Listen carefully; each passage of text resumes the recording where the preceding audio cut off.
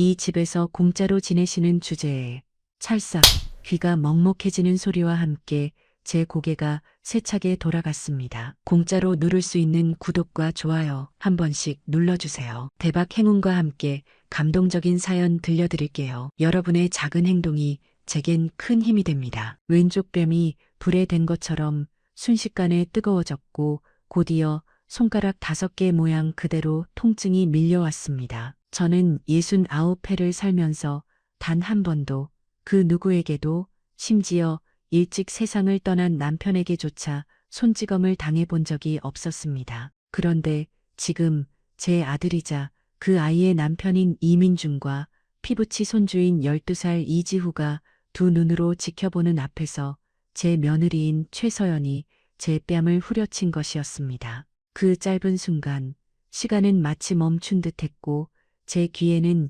이명 소리만 윙윙 울렸습니다. 안녕하세요. 저는 올해 69이 된 이순영입니다. 경기도 외곽의 한 신도시 아파트에서 변호사인 며느리와 평범한 회사원인 아들, 그리고 눈에 넣어도 아프지 않을 손주 지후와 함께 살고 있었습니다. 아니, 정확히 말하자면 살고 있었다는 표현은 맞지 않습니다. 저는 그 집의 가족 구성원이 아니라 그저 밥을 하고 빨래를 하며 청소를 담당하는 돈 한 푼 받지 못하는 식모였습니다. 그리고 오늘 저는 제 손주의 12번째 생일날 그 식모 자리에서 마저 쫓겨나게 되었습니다. 제 인생을 송두리째 뒤흔든 그 끔찍했던 5년의 세월, 그리고 그 끝에서 마주한 배신과 모욕의 순간을 오늘 여러분께 전부 털어놓으려 합니다. 모든 일의 시작은 손주 녀석의 생일 케이크 때문이었습니다. 그날은 제 손주 지우의 12번째 생일이었습니다.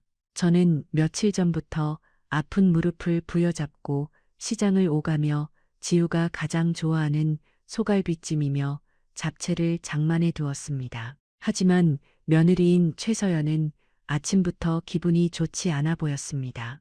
변호사라는 직업이 주는 중압감 때문인지 서연이는 늘 신경이 날카로웠고 사소한 일에도 짜증을 내기 일쑤였습니다. 아침 식사를 마치고 저는 지우를 위해 몰래 사두었던 생일 케이크를 냉장고에서 꺼냈습니다. 아이가 얼마나 기뻐할까, 그 생각 하나만으로도 제 마음은 뿌듯했습니다. 어머니, 지금 뭐 하시는 거예요? 날카로운 목소리에 뒤를 돌아보니 며느리가 팔짱을 낀 채 저를 노려보고 있었습니다. 저는 순간 당황해서 들고 있던 케이크 상자를 놓칠 뻔했습니다.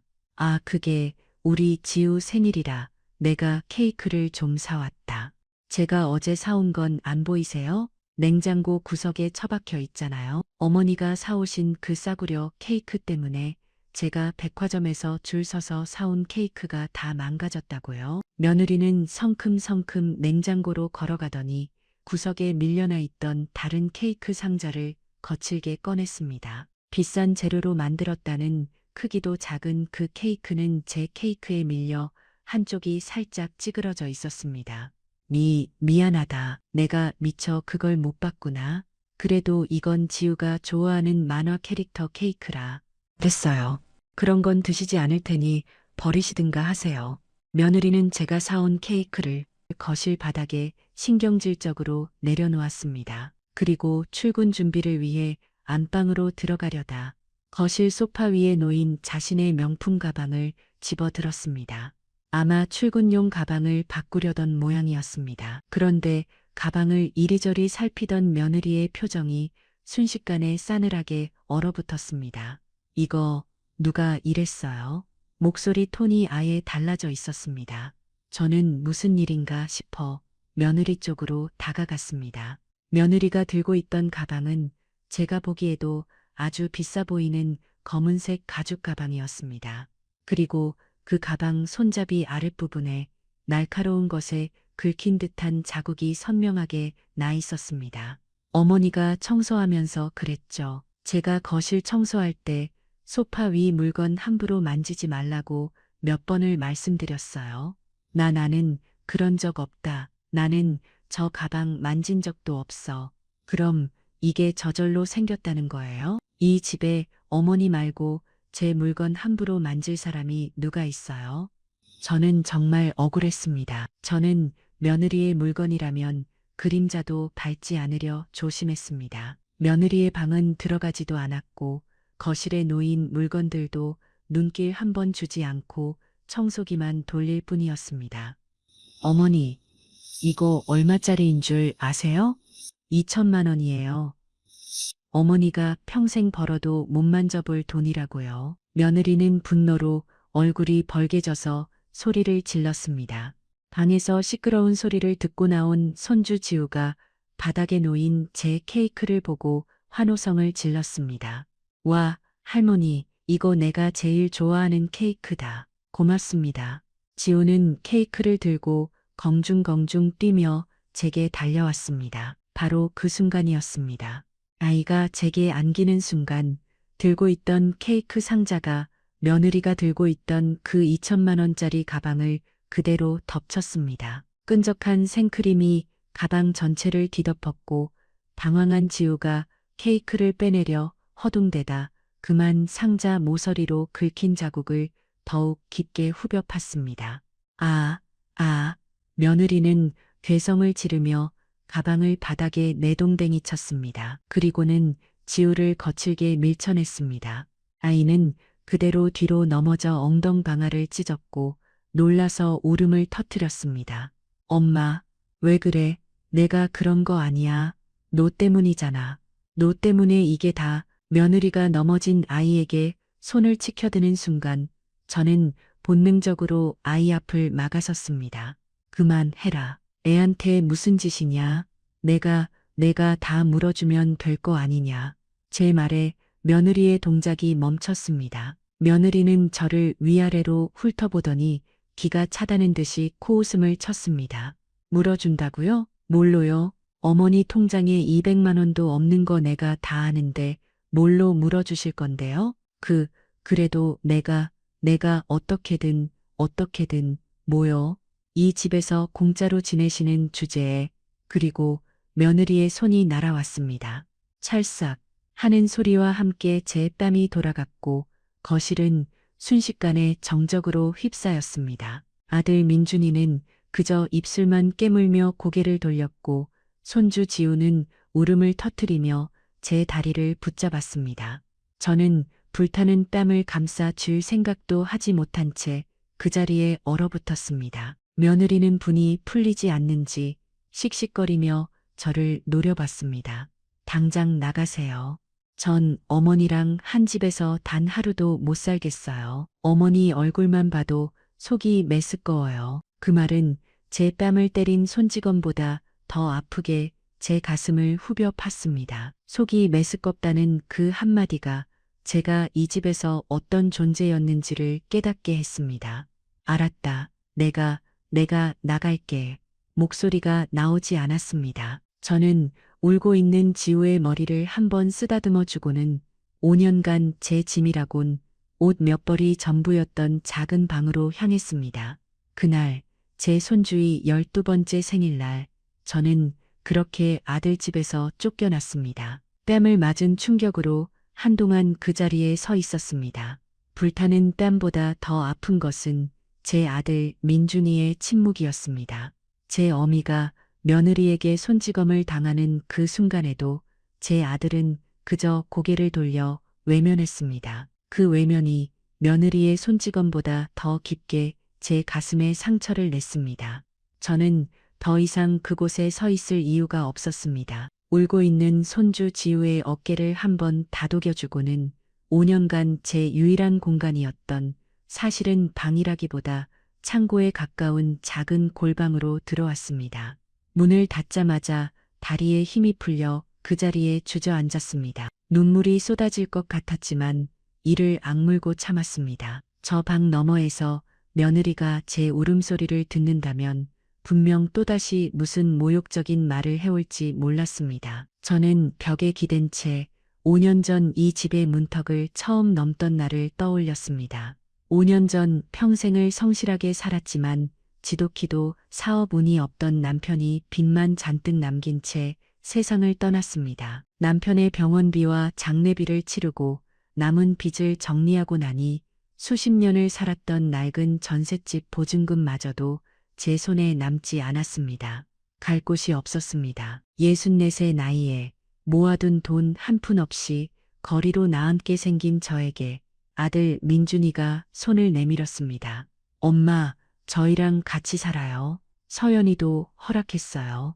저는 그때 아들에게 엎드려 절이라도 하고 싶을 만큼 고마웠습니다. 피눈물 속에서도 아들 하나 잘 키웠다는 안도감이 들었습니다. 하지만 그 고마움과 안도감은 이 집에 발을 들인 지 단 하루 만에 산산조각 났습니다. 며느리 최서연은 이 집의 현관문을 열어주는 순간부터 저를 가족으로 대하지 않았습니다. 어머니, 저희도 빠듯한 거 아시죠? 공짜로 지내실 수는 없으니 앞으로 집안일은 좀 맡아주셔야겠어요. 그 집안일 일을 한 것은 정확히 말해 식모의 일이었습니다. 저는 그날부터 이 집의 알람 시계보다 먼저 일어나야 했습니다. 매일 새벽 5시 뼈마디가 쑤시는 몸을 억지로 일으켜 부엌으로 향했습니다. 며느리는 아침 식사 메뉴를 전날 밤에 문자로 통보했습니다. 매일 아침은 연어 스테이크, 드레싱은 발사믹으로, 밥은 현미 100%로, 저는 변호사 며느리의 아침을 차리기 위해 아픈 손목으로 새벽부터 생선을 굽고 채소를 다듬어야 했습니다. 며느리는 자신이 먹는 물 하나도 까다로웠습니다. 어머니, 이 물 비린내 나잖아요. 제가 사다 놓은 생수로 끓이시라고 말씀드렸죠. 청소는 저를 더욱 비참하게 만들었습니다. 변호사라는 직업 때문인지 며느리는 집안의 작은 틈 하나 용납하지 않았습니다. 어머니, 저기 창틀에 먼지 보이세요? 소파 밑에 머리카락 떨어져 있잖아요. 청소기 제대로 안 미셨어요. 저는 하루에도 몇 번씩 무릎을 꿇고 걸레질을 해야 했습니다. 하지만 제가 가장 비참했던 순간은 아들 민준이의 태도였습니다. 며느리가 제게 목소리를 높일 때마다 민준이는 못 들은 척 방으로 들어가거나 텔레비전 소리를 키웠습니다. 한 번은 제가 감기 몸살이 심해 도저히 몸을 가눌 수 없었던 적이 있습니다. 끙끙 앓아누워 며느리에게 오늘은 도저히 아침을 차리기 힘들 것 같다고 말했습니다. 며느리는 방문을 열고 들어와 혀를 차며 말했습니다. 어머니, 아프시면 병원을 가시든가 하세요. 지금 아침부터 엄살 부리시는 거예요? 저 오늘 중요한 재판 있단 말이에요. 그 냉정한 말에 저는 아픈 몸을 이끌고 억지로 부엌으로 향했습니다. 그날 밤 민준이가 제 방에 몰래 들어왔습니다. 손에는 약 봉지 하나가 들려 있었습니다. 엄마, 미안해. 서연이가 요즘 스트레스가 많아서 그래. 당신도 알잖아. 변호사 일이 얼마나 힘든지. 엄마가 좀 이해해줘. 저는 그 말에 더 큰 절망을 느꼈습니다. 아들은 제 편이 아니었습니다. 아들은 자신의 아내 눈치를 보느라 아픈 어미를 방패막이로 삼고 있었습니다. 저는 그날 이후로 아들에게 어떤 기대도 하지 않았습니다. 그저 입을 닫고 귀를 막고 손만 움직이며 5년을 버텼습니다. 그렇게 5년을 버틴 결과가 오늘 며느리의 손찌검이었습니다. 영안이 앉아있던 저는 벽에 걸린 낡은 가방을 꺼냈습니다. 5년을 살았지만 제 짐이라곤 사계절 옷 몇 벌과 낡은 속옷 몇 장이 전부였습니다. 그것들을 가방에 쑤셔 넣었습니다. 짐을 다 싸고 나니 서랍 깊숙한 곳에 넣어두었던 꼬깃꼬깃한 봉투 하나가 손에 잡혔습니다. 5년 전 남편 장례를 치르고 남은 돈, 그리고 제가 평생 모은 돈을 모두 털어 빚을 갚고 남은 제 전 재산 200만 원이었습니다. 며느리 몰래 숨겨두었던 제 마지막 보루였습니다. 저는 그 돈 봉투를 가슴 깊숙이 품었습니다. 가방을 들고 거실로 나왔습니다. 엉망이 된 케이크와 크림이 묻은 2천만 원짜리 가방이 여전히 바닥에 나뒹굴고 있었습니다. 며느리는 소파에 다리를 꼬고 앉아 태연하게 휴대폰으로 누군가와 통화를 하고 있었습니다. 저를 쳐다보지도 않았습니다. 손주 지우는 울다가 지쳤는지 방에서 나오지 않았습니다. 아들 민준이가 현관에서 저를 막아섰습니다. 그렁그렁한 눈으로 저를 바라봤습니다. 엄마 정말 가시게요? 지후 생각은 안 하세요? 지후 그 이름에 가슴이 무너졌습니다. 하지만 저는 고개를 저었습니다. 민준아, 저는 제 아들을 똑바로 바라봤습니다. 너는 방금 내 아내가 내 어미 뺨 때리는 것을 보고만 있었다. 네가 나한테 지후 이야기를 할 자격이 있다고 생각하니? 제 아들은 고개를 푹 숙였습니다. 아무 말도 하지 못했습니다. 아무 말도 하지 못했습니다. 그 대답 없는 대답이 5년간 제가 겪었던 모든 서름을 확신시켜 주었습니다. 저는 그 녀석을 지나쳐 현관문을 열었습니다. 아, 잠깐만요, 어머니. 소파에 앉아있던 며느리가 통화를 끊고 저를 불렀습니다. 저는 돌아보지 않았습니다. 그 2천만 원 어떻게 하실 건지 변호사 통해서 연락드릴게요. 갚으셔야죠. 저는 그 말을 등 뒤로 들으며 5년간 살았던, 아니 5년간 갇혀 지냈던 그 집의 현관문을 열고 밖으로 나섰습니다. 문을 닫기 직전 울부짖는 지우의 목소리가 희미하게 들려왔지만 저는 돌아보지 않았습니다. 그렇게 저는 제 전 재산 200만 원을 들고 69의 나이에 다시 한번 거리로 나앉게 되었습니다. 아파트 공동 현관문이 닫히는 무거운 쇠소리와 함께 저는 차가운 가을 바람 속에 홀로 섰습니다. 5년을 살았던 곳이지만 그 높은 건물이 마치 저를 비웃으며 내려다보는 것 같았습니다. 불과 1시간 전까지만 해도 저는 그 집의 식모였지만 이제는 뺨에 붉은 손자국이 선명한 오갈 데 없는 늙은이가 되어 있었습니다. 뺨은 여전히 불덩이처럼 화끈거렸지만 그보다 더 시린 것은 아들 녀석의 마지막 표정이었습니다. 어미가 쫓겨나는 순간에도 그 녀석은 차마 며느리가 무서워 나오지도 못하고 현관 안쪽에서 그저 고개만 숙이고 있었습니다. 낡은 가방 손잡이를 고쳐 쥐었습니다. 소나기에 힘이 들어가지 않았습니다. 어디로 가야 할까? 머릿속이 하얗게 비어버렸습니다. 일단 이곳을 벗어나야겠다는 생각뿐이었습니다. 아파트 단지를 빠져나오는 내내 경비원이며 이웃 주민들과 눈이라도 마주칠까봐 고개를 푹 숙이고 걸었습니다.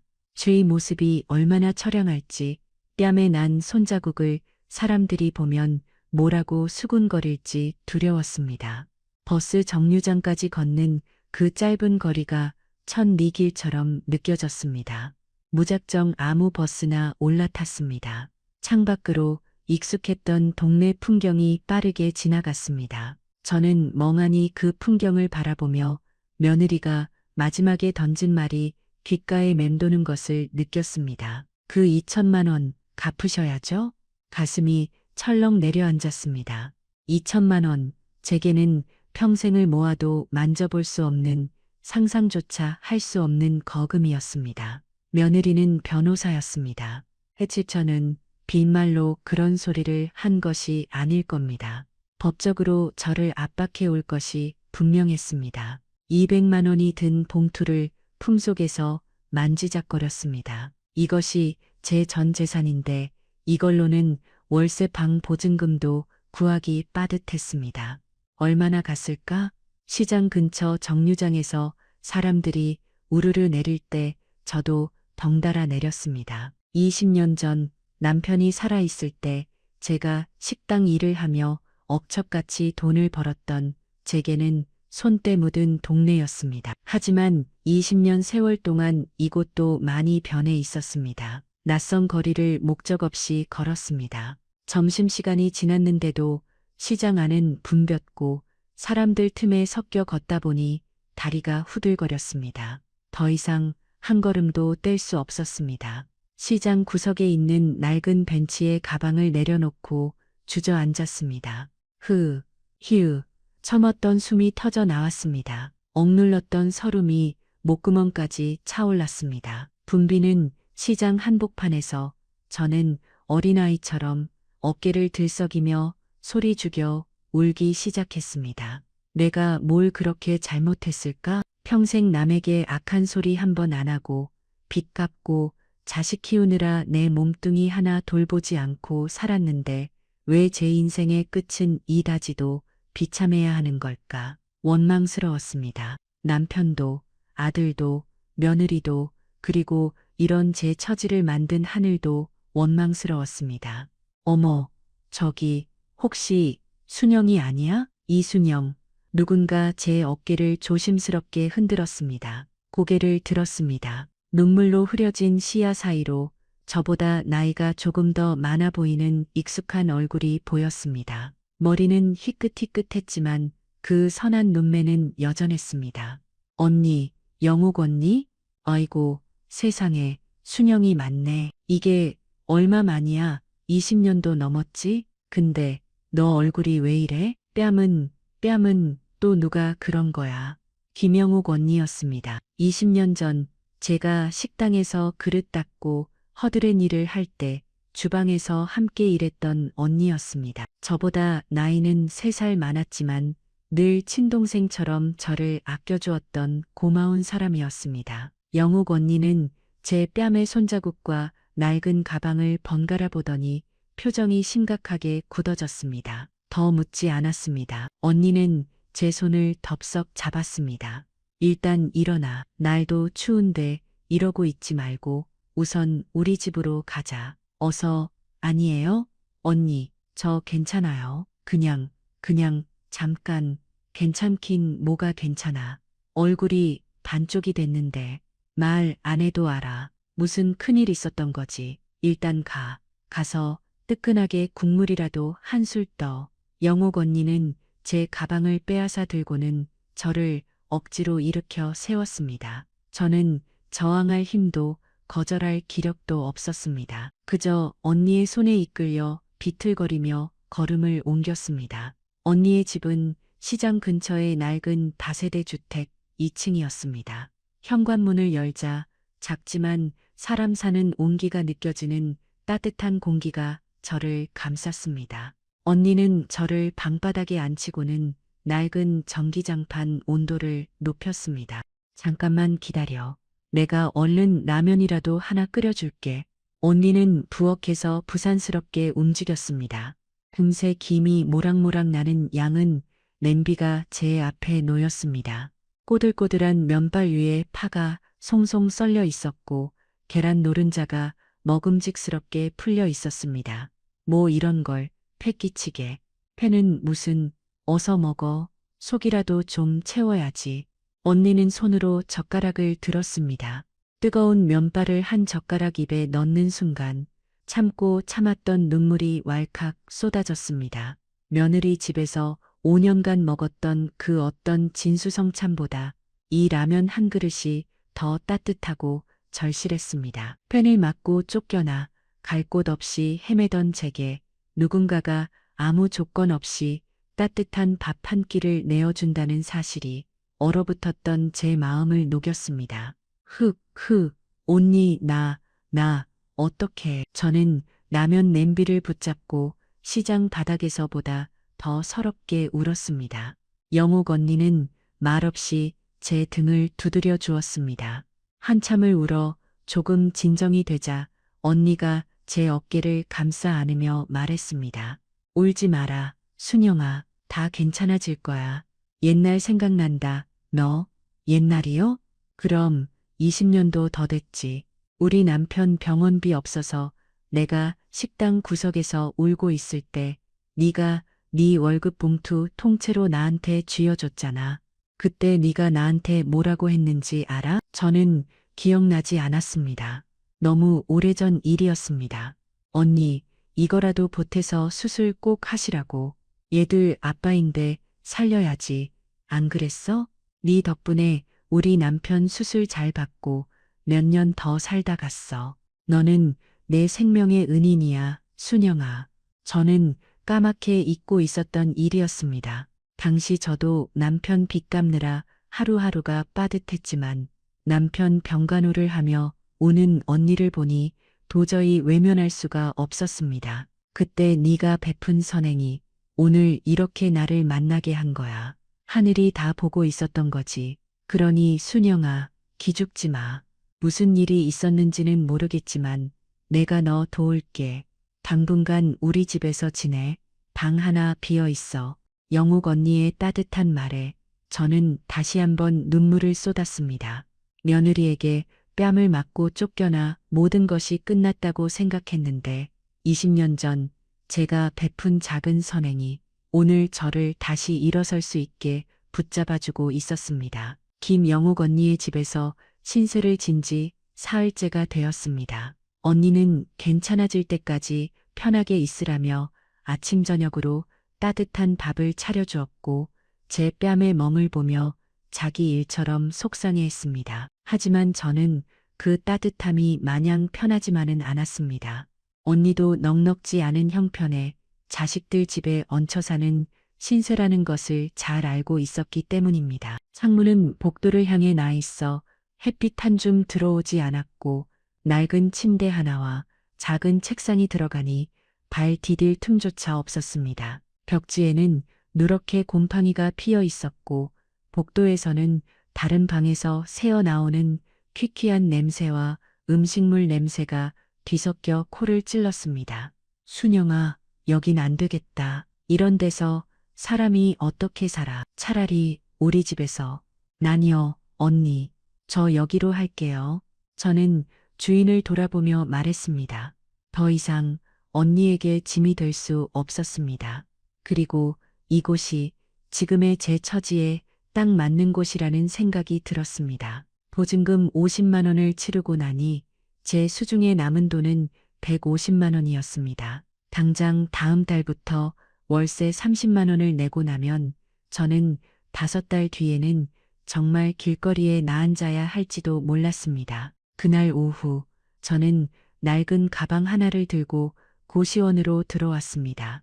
영욱 언니는 제 손에 반찬통 몇 개와 낡은 이불을 쥐어주며 끝내 눈물을 보였습니다. 무슨 일 있으면 꼭 전화해야 한다.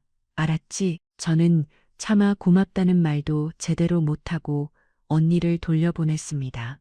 철문이 닫히고 좁고 어두운 방에 홀로 남겨졌습니다. 침대에 걸터 앉아 가방을 내려놓았습니다. 그제야 제 처지가 선명하게 다가왔습니다. 정말로 혼자가 되었습니다. 이 어둡고 좁은 방에서 앞으로 어떻게 살아가야 할까? 월세 낼 돈은 넉 달치가 전부였습니다. 당장 다음 달부터 일자리를 알아봐야 했지만 69의 늙은이를 써줄 곳이 있을 리 만무했습니다. 머릿속에서는 며느리의 목소리가 울렸습니다. 2천만 원 갚으셔야죠. 변호사인 며느리가 정말 저에게 소송이라도 걸면 어떡하나, 빚 독촉에 시달리게 되면 어떡하나, 온갖 두려움이 엄습했습니다. 손발이 차가워지고 심장이 조여드는 것 같았습니다. 그렇게 한참을 멍하니 앉아 있다가 짐을 풀기 위해 낡은 가방을 열었습니다. 옷가지 몇 벌을 꺼내 책상 옆에 개어 놓았습니다. 그리고 가방 맨 밑바닥에서 5년 전 아들 집에 들어가며 넣어두었던 손때 묻은 누런 서류 봉투 하나를 발견했습니다. 아들 집에 살면서는 까맣게 잊고 있었던 물건이었습니다. 이건 그때 그분들이 주신 건데 문득 20년도 더 지난 과거의 기억이 떠올랐습니다. 제가 식당에서 일하던 시절 유난히 정이 갔던 노부부가 있었습니다. 성함이 강태호 할아버지와 오미숙 할머니였지요. 두 분은 자식들에게 의절당하고 퇴직금마저 사기를 당해 정말 어렵게 사시는 분들이었습니다. 매일 식당 마감 시간쯤 오셔서 제일 싼 국밥 한 그릇을 시켜 나눠 드시곤 했습니다. 저는 그런 두 분이 안쓰러워 사장님 몰래 뚝배기에 고기를 더 얹어드리고 반찬도 넉넉하게 챙겨드렸습니다. 한겨울 오미숙 할머니가 구멍난 겨울 외투를 입고 오신 것을 보았습니다. 추위에 덜덜 떠는 모습이 어찌나 마음 아프던지 저는 그달 월급을 쪼개 시장에서 두툼한 솜 외투를 하나 사다 드렸습니다. 제가 안 입는 옷인데 깨끗해요. 버리긴 아까우니 할머니 입으세요. 거짓말이었습니다. 할머니는 제 손을 잡고 한참을 우셨습니다. 자식들도 안 이러는데 아가씨는 왜 우리한테 이리 잘해주는 거요? 그 후로도 저는 약값을 보태드리고 명절에는 몰래 쌀을 가져다 드리기도 했습니다. 저 역시 빚에 쪼들리는 삶이었지만 두 분을 보면 남 일 같지가 않았습니다. 그러던 어느 날 두 분이 저를 찾아왔습니다. 한 번도 본 적 없는 환한 얼굴이었습니다. 오래전 잊고 지냈던 시골 땅이 재개발 지역에 포함되어 큰 보상금을 받게 되었다는 것이었습니다. 저는 제 일처럼 기뻐하며 두 분의 손을 잡고 축하해 드렸습니다. 그리고 며칠 뒤 두 분이 다시 저를 찾아와 이 누런 봉투를 내밀었습니다. 순영 씨, 이건 하늘이 순영 씨 주라고 우리한테 잠시 맡겨둔 거요. 이거 꼭 받으시오. 저는 손사래를 치며 거절했습니다. 저는 그저 할 도리를 했을 뿐이에요. 이런 거 받을 수 없습니다. 하지만 강태호 할아버지의 고집은 완강했습니다. 그럼 딱 하나만 약속해 주시오. 이걸 절대로 버리지 말고 꼭 잘 간직해 주시오. 언젠가 순영 씨가 정말 힘들 때 이게 꼭 필요할 날이 올 거요. 두 분은 그렇게 봉투를 제 손에 억지로 쥐어주고는 얼마 뒤 그 동네를 떠나셨습니다. 그 뒤로 소식이 끊겼습니다.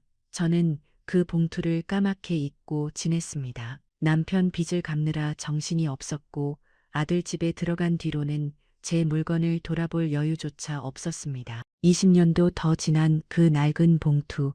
저는 그 안에 무엇이 들었는지조차 확인하지 않은 채 그저 언젠가 힘들 때 라는 할아버지의 말만 어렴풋이 기억하고 있었습니다. 저는 낡은 봉투를 만지작거렸습니다. 지금이 할아버지가 말씀하신 정말 힘든 때가 아닐까. 하지만 봉투를 열어볼 용기는 나지 않았습니다. 그 안에 뭐가 들었든 고작 편지 한 장이든 낡은 사진 한 장이든 지금의 제 절망적인 현실을 바꿔줄 수는 없을 거라는 생각이 들었습니다. 저는 봉투를 다시 가방 깊숙한 곳에 넣어두었습니다. 창문 하나 없는 고시원 방에서의 생활은 마치 살아있는 관 속에 누워있는 것과 같았습니다. 3층 복도를 오가는 사람들의 발소리, 옆방에서 밤늦도록 울리는 텔레비전 소리, 끓어넘치는 라면 냄새가 얇은 벽을 타고 그대로 스며들었습니다.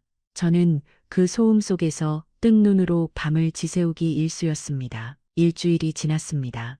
아들 민준이에게서는 연락 한 통 오지 않았습니다. 며느리야, 저를 쫓아낸 장본인이니 그렇다 쳐도 제 배 아파 낳은 아들 녀석은 어미가 200만 원을 들고 쫓겨났는데도 살았는지 죽었는지 전화 한 통이 없었습니다. 혹시나 하는 마음에 저는 떨리는 손으로 아들에게 문자를 보냈습니다. 민준아, 엄마다. 잘 지내니? 지우는 괜찮니? 답장을 기다리며 휴대폰만 붙잡고 있었습니다. 1시간이 지나고 2시간이 지나고 해가 저물고 나서야 겨우 휴대폰이 울렸습니다. 아들이었습니다. 하지만 답장은 제 가슴을 다시 한번 무너뜨렸습니다. 당분간 연락하지 마세요. 지우 교육에 안 좋습니다. 서연이가 알면 싫어해요. 10글자가 겨우 넘는 그 차가운 문장이 저와 아들 사이의 연을 끊어내는 칼날처럼 느껴졌습니다. 지우 교육에 안 좋다니 어미가 걱정되어 연락하는 것이 손주 교육에 무슨 상관이란 말인가. 그건 민준이의 말이 아니었습니다. 분명 며느리 최서연이 시켜서 보낸 문자일 겁니다. 저는 그대로 침대에 쓰러져 한참을 울었습니다. 며느리에게 뺨을 맞았을 때보다 아들에게 이 문자를 받았을 때가 더 절망적이었습니다. 이제 저는 아들에게도 가족에게도 완전히 버려진 존재가 되었습니다. 앞으로 어떻게 살아야 하나. 150만 원이 다 떨어지고 나면 정말 길거리에서 얼어 죽어야 하는 건가. 막막함이 파도처럼 밀려왔습니다. 며칠을 알아누웠습니다. 밥맛도 없고 물 한 모금 넘기기도 힘들었습니다. 영옥 언니가 매일같이 반찬을 가져다 주지 않았다면 저는 정말 그 방에서 굶어 죽었을지도 모릅니다. 순영아, 너 이러다 큰일 나. 밥 한 술 안 뜨고 이게 뭐야? 사람 꼴이 말이 아니네. 그날도 영옥 언니는 죽과 겉절이를 싸들고 좁은 고시원 방을 찾아왔습니다. 저는 기력이 없어 눈만 겨우 뜨고 언니를 맞았습니다. 언니는 억지로 제 등을 받쳐 일으켜 앉히고는 죽을 한 숟가락 떠서 입에 넣어 주었습니다. 언니 나 이제 어떻게 해? 아들 녀석도 나보고 연락하지 말래. 그런 못된 놈을 봤나? 영옥 언니는 제 일처럼 분개하며 욕을 쏟아냈습니다. 그러더니 문득 생각났다는 듯 표정이 심각해졌습니다. 순영아, 내가 너한테 이걸 말해야 하나 말아야 하나 한참을 고민했는데 아무래도 네가 알아야 할 것 같아. 무슨 일인데요? 언니, 여며칠 동네 아줌마들 사이에서 이상한 소문이 돌아. 혹시 너네 며느리에 대한 이야기인가 싶어서 말이야. 영옥 언니는 주머니에서 휴대폰을 꺼냈습니다. 그리고는 손가락으로 화면을 몇 번 누르더니 제게 건네주었습니다. 휴대폰 화면에는 이 동네 주부들이 다 모여 있다는 주부 인터넷 모임의 게시판이 떠 있었습니다. 그리고 그 위에 정말 힘드네요. 저희 시어머니 때문에 나는 제목의 글이 보였습니다. 이게 뭐예요? 읽어봐, 읽어봐. 영을에 애쓰니 며느리가 쓴 글 같아 내일은 손으로 글을 읽어 내려갔습니다. 글쓴이는 자신을 신도시에서 일하는 전문직 여성이라고 소개했습니다. 그리고 자신의 시어머니가 최근 몇 년간 기억력이 심하게 감퇴하고 물건을 훔치는 버릇까지 생겼다고 적었습니다. 처음에는 사소한 물건들이 없어져서 제가 잃어버린 줄 알았어요. 그런데 알고 보니 시어머니가 몰래 가져다 숨기시거나 심지어는 동네 고물상에 내다 파신 거였어요. 병원에 모시고 가려고 해도 완강히 거부하시고 오히려 저한테 화를 내시니 어떻게 해야 할지 모르겠습니다. 그런데 며칠 전 정말 큰일이 터졌습니다. 제가 아끼던 가방을 포함해 집안의 귀중품 몇 가지를 들고 집을 나가셨어요. 전화도 안 받으시고 어디 계신지도 모르겠습니다. 남편은 충격으로 쓰러질 지경이고 아이도 할머니를 찾으며 매일 웁니다. 이걸 경찰에 신고해야 할까요? 그래도 가족인데 일이 커지는 건 원치 않는데 너무 속상합니다. 손이 부들부들 떨렸습니다. 피가 거꾸로 솟는 것 같았습니다. 며느리 최서연이었습니다. 2천만 원짜리 가방을 제가 훔쳐 달아난 것으로 꾸며놓은 것이었습니다. 심지어 저를 기억력이 감퇴하고 물건이나 훔치는 정신이 온전치 못한 노인으로 만들어버렸습니다. 제가 뺨을 맞고 쫓겨난 그날의 진실은 단 한 줄도 없었습니다. 더 기가 막힌 것은 그 아래에 달린 댓글들이었습니다. 세상에 요즘 저런 시어머니가 다 있네요. 글 쓴 분이 보살이시네요. 전문직 여성이시면 바쁘실 텐데 그런 시어머니 모시고 사느라 고생 많으셨어요. 그거 병이에요. 빨리 병원에 입원시키셔야 해요. 경찰에 신고하세요. 그 정도면 절도죄예요. 남편분이 너무 무심한 거 아니에요? 자기 엄마를 왜 아내한테 다 떠맡긴대요. 수십 개의 댓글이 모두 며느리를 위로하고 저를 손가락질하고 있었습니다. 저는 순식간에 이 동네 주부들 사이에서 물건 훔쳐 달아난 정신 나간 시어머니가 되어 있었습니다. 언니, 나는 훔친 적 없어. 나는 쫓겨난 거야. 명사입불에 알아. 순영아, 내가 너를 모르니. 영옥 언니가 제 손을 꽉 잡았습니다. 저는 휴대폰을 준 채 그대로 무너졌습니다. 그제야 깨달았습니다. 며느리가 왜 그토록 당당하게 저를 쫓아냈는지.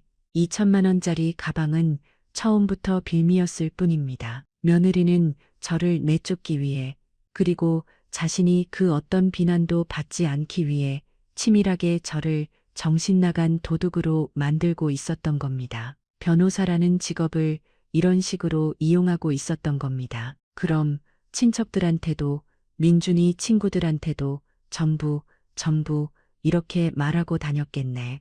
순영아, 진정해. 일단 진정하고 진정할 수가 없었습니다.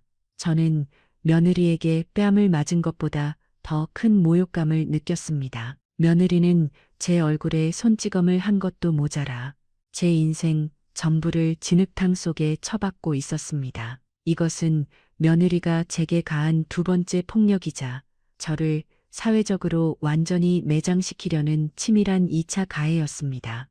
언니, 이게 대체 무슨 소리야? 내가 도둑이라니, 내가 정신이 나갔다니.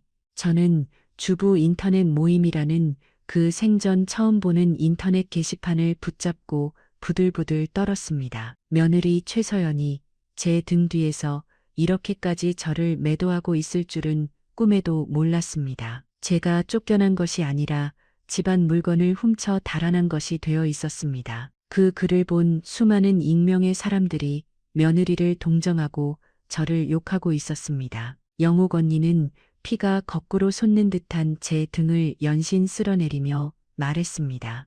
순영아, 진정해. 이런 거에 흔들리면 안 돼. 이건 그냥 익명으로 쓴 글일 뿐이잖아. 누가 널 믿겠어. 아니요, 언니. 며느리는 변호사예요. 사람들은 제 말보다 변호사인 며느리 말을 믿을 거예요. 이제 저는 이 동네에서 얼굴도 못 들고 다녀요. 저는 그냥 도둑질이나 하는 정신 나간 늙은이가 된 거예요. 절망감이 온몸을 휘감았습니다.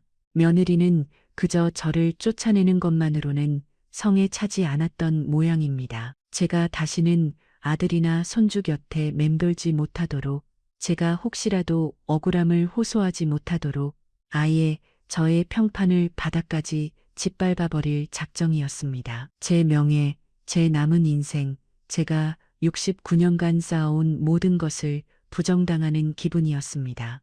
그때 영옥 언니가 제 손을 꽉 잡으며 무겁게 입을 열었습니다. 순영아, 정신 똑바로 차리고 들어. 내가 정말 이 말까지는 안 하려고 했는데 이게 다가 아니야. 네, 그게 무슨 말씀이세요? 내가 오늘 너를 찾아온 건 사실 그 인터넷 글 때문이 아니야. 이것 때문에 왔어. 영옥 언니의 표정은 아까보다 훨씬 더 심각했습니다. 언니는 휴대폰 화면을 다시 조작하더니 이번에는 메신저 대화방 하나를 열어 제게 보여주었습니다. 그것은 이씨 집안 경조사 알림방이라고 적힌 수십 명이 들어가 있는 단체 대화방이었습니다. 시댁 친척들이 모두 모여 있는 곳이었습니다. 언니, 이건 어떻게 해? 우리 사촌 동서가 너네 아들 민준이네 쪽이랑 먼 친척이야. 귀찮아. 이 방에 들어가 있더라고. 오늘 아침에 사촌 동서가 나한테 이걸 보여주는데 내가 기가 막혀서 손이 다 떨려서 화면을 내려다보는 제 눈이 의심스러웠습니다. 대화방의 가장 위에 며느리 최서연의 이름과 함께 긴 글이 올라와 있었습니다. 제가 쫓겨나고 사흘 뒤에 올라온 글이었습니다. 고모님, 삼촌들, 그리고 여러 친지 어른분들께 서연입니다. 그동안 안녕하셨는지요? 다름이 아니라 무거운 말씀을 드리게 되어 송구스럽습니다. 최근 어머님 이순영 일로 집안에 큰일이 있었습니다. 자세히 말씀드리긴 어렵지만 어머님께서 그동안 지우 교육비 명목으로 받아가신 돈을 저희와 상의 없이 다른 용도로 사용하신 것을 알게 되었습니다. 금액이 적지 않습니다. 심장이 쿵 내려앉았습니다. 지우 교육비라니 저는 단 한 번도 며느리나 아들에게 손주 교육비를 받아본 적이 없었습니다. 그저 제 용돈 200만 원을 5년간 몰래 쥐고 있었을 뿐이었습니다. 그 사실을 알고 저희가 충격을 받은 와중에 어머님께서 며칠 전 말없이 집을 나가셨습니다. 제가 평소 아끼던 가방을 비롯해 몇 가지 물건도 함께 가지고 가셨습니다. 저희도 처음에는 너무 당황스럽고 경황이 없었지만 아마도 어머님께서 최근 기억력이 많이 안 좋아지셔서 판단이 흐려지신 것 같습니다. 저희 남편 이민준이 받을 충격을 생각해서 그리고 집안의 망신이 될까봐 경찰에 신고하거나 법적으로 문제 삼지는 않기로 했습니다. 제가 변호사라 이런 일을 그냥 넘어가면 안 되는 걸 알지만 그래도 가족이기에 저희가 감수하기로 했습니다. 그러니 어른분들께서도 혹시라도 어머님께 연락이 오더라도 금전적인 요구는 절대 응해주지 마시고 저희에게 먼저 연락을 주시면 감사하겠습니다. 심려를 끼쳐드려 정말 죄송합니다. 온몸의 피가 차갑게 식는 것 같았습니다. 주부 인터넷 모임에 올린 글은 이 글에 비하면 아무것도 아니었습니다. 며느리는 제 모든 혈연과 인척들 앞에서 저를 자식 교육비를 횡령하고 집안 물건을 훔쳐 달아난 정신마저 온전치 못한 파렴치한으로 만들어버렸습니다. 심지어 자신은 변호사 신분임에도 가족이기에 이 모든 것을 덮어주는 대단히 이성적이고 자비로운 며느리 행세를 하고 있었습니다. 그 글 아래에는 친척들의 댓글이 줄줄이 달려 있었습니다. 세상에, 민준이 엄마가 그럴 사람이 아닌데 이게 무슨 일이고, 최 변호사, 자네가 고생이 많네. 그래도 변호사 며느리가 저렇게까지 말할 정도면 뭐가 있긴 있었나 보네. 주 교육비를 손댔다니 그건 정말 아니지. 순영 씨가 나이 들어서 판단이 흐려졌나. 민준이도 참 속상하겠네. 자네가 옆에서 잘 챙겨주게. 단 한 사람도 제 편에서 의심하는 사람이 없었습니다. 모두가 변호사인 며느리의 말을 곧대로 믿고 있었고 오히려 며느리와 아들을 걱정하고 있었습니다. 저는 그 순간 제가 사회적으로 완벽하게 고립되었다는 것을 깨달았습니다. 이제 제가 그 어떤 친척에게 전화를 걸어 억울하다, 나는 쫓겨났다 고 울부짖어 본들, 그들은 저를 돈 훔치고 도망간 정신 나간 노인의 발악으로 치부할 것이 뻔했습니다. 언니, 나는 교육비 같은 거 한 푼도 받은 적 없어. 훔친 적도 없어. 알아, 순영아. 내가 다 알아. 그러니까 네가 정신 차려야 해. 저 며느리라는 여자가 보통 내기가 아니야. 아주 작정하고 너를 매장시키고 있는 거라고. 영옥 언니의 말이 맞았습니다. 2천만 원짜리 가방은 이 모든 일을 꾸미기 위한 완벽한 명분이었습니다. 저를 쫓아낼 명분, 저를 도둑으로 만들 명분. 며느리는 제가 쫓겨난 직후부터 제가 다시는 그 어떤 반격도 하지 못하도록 제 주변의 모든 인간관계를 치밀하게 끊어내고 있었습니다. 저는 억울함을 넘어 차가운 분노가 머리끝까지 치밀어 오르는 것을 느꼈습니다. 이렇게 좁고 어두운 고시원 방에서 도둑 누명을 쓴 채 굶어 죽을 수는 없었습니다. 이씨 집안 경조사, 알림방감, 그 대화방에 적힌 며느리의 글자 하나하나가 비수가 되어 제 심장에 박혔습니다. 교육비 횡령가, 물건 절도, 판단력 흐림, 저를 완벽하게 파렴치한으로 몰아세운 그 글을 읽고 저는 손에 쥔 휴대폰을 그대로 벽에 내동댕이 칠 뻔했습니다. 피가 거꾸로 솟고 온몸이 견딜 수 없는 분노로 떨려왔습니다. 순영아, 너 왜 이래? 정신 차려. 너 쓰러지겠다. 영옥 언니가 놀라 제 어깨를 붙잡았지만 저는 언니의 목소리도 들리지 않았습니다. 5년간 식모처럼 밥을 하고 청소를 하며 견뎌왔던 세월이 주마등처럼 스쳐 지나갔습니다. 새벽 5시에 일어나 며느리의 아침상을 차리고 아픈 무릎을 부여잡고 걸레질을 하고 아들의 외면을 견뎌냈던 그 모든 시간의 대가가 고작 도둑 누명과 횡령범이라는 오명이란 말인가. 이렇게 좁고 어두운 고시원 방에서 며느리가 쳐놓은 거짓말의 그물에 걸려 억울하게 죽을 수는 없었습니다. 안 되겠어요. 언니, 나 며느리 만나야겠어요. 지금 그 꼴로 어딜 가면 그 여자가 네 말을 들어줄 것 같아? 아니요, 가야 해요. 네 입으로 직접 들어야겠어요. 내가 뭘 그렇게 잘못했는지, 왜 나를 이렇게까지 짓밟아야 했는지 그 이유라도 알아야겠어요. 저는 자리에서 벌떡 일어났습니다. 영옥 언니가 순영아, 제발 하고 말렸지만 저는 이미 이성을 잃은 상태였습니다.